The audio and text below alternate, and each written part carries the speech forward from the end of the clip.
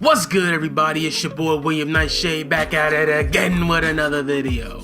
Now recently a thought occurred to me. It's been a while since I made a worth watching video where I tell you whether or not a specific anime series is worth watching that came from an unlikely source. Usually anywhere that's not, let's say, Crunchyroll or Funimation Now. But see, since my last video, there have been several series, animated or anime or whatever, that have come out on Netflix, and it would be kind of hard to do videos for each specific one. We're talking about getting all the clips together, all the voiceover work. It's a hassle. So right here and now, I'm gonna run down 4 series that are currently on Netflix and tell you whether or not each one is worth watching. So without further ado, let's get it. First show we're gonna talk about is Baki. This series is just another in a long line of other anime series that are based on the much larger franchise Baki the Grappler. So a quick rundown of the story. The main character, Baki Hanma, is trying to become, he's trying to become, I guess, the world's strongest.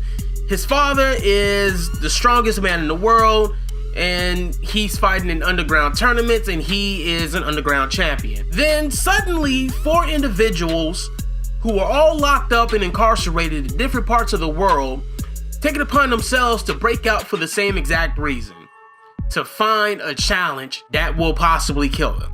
Inexplicably, it just happens and they all converge in Tokyo, and then it leads to a bunch of showdown and so on and so forth. Basically, this is a martial arts anime. Because this series takes place later in the story that is Baki, it does its best to try to gloss over some of the finer points of the overall story that is Baki. I don't think it personally does it well, but at the same time, I'm pretty sure this series was made with the idea that new people would be watching it. So the action is good. The story I'm conflicted on because for some odd reason, Netflix decided to split the entire series in half into 2 seasons when it was released as like a 26 episode series. It's really weird. It gets to a point where Baki isn't really the real focus of the show. So, is it worth watching though? Well, that depends. If you are already a fan of Baki the Grappler, or you like martial arts anime, then you'll probably enjoy this. But anyone else who does not fit into those 2 categories, and that is the vast majority of people, I would have to suggest that Baki is not worth watching. I know people are gonna be pissed about that decision, but you know, I'm a fan of Baki, so I mean, I like it just fine. I have my annoyances with it, but that's not what this video is about. So let's go on to the second series, Fate Last Encore. Now, if you know anything about the Fate series, is that there are dozens and dozens of spin-offs of this franchise. So I'll try to gloss down what it's really about. There's an event called the Holy Grail War, where a group of 7 mages called Masters summon heroic spirits from history called servants, and they duke it out like some glorified Pokemon cockfight. And they do this in the attempt to try to obtain the Holy Grail, an object of immense power that will grant any wish. So every Fate series more or less is more or less based around this concept. But Fate Last Encore is a little bit different. See, it takes place in a far future where humanity exists in a virtual world, but the Holy Grail War is still going on. I won't lie to you, it's fucking weird. It's like if the Matrix had suddenly gotten like a fantasy upgrade. It's really weird, and the concept you seem to kind of understand in the beginning, but as the series goes on, it gets more and more convoluted, and it's kind of gets hard to follow or comprehend. And the weird thing about this one is that originally when it came out with it was only 10 episodes. When it was 13 and they released the the last 3 episodes much later, and it's this weird thing Netflix did. I don't know why they did it that way.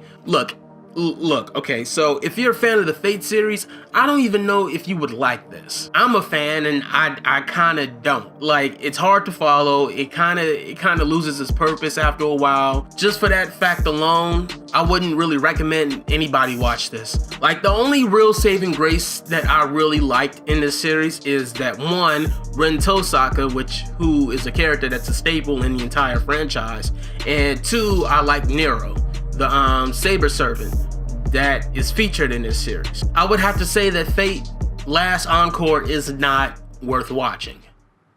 Okay, number 3, we have Sirius the Jaeger.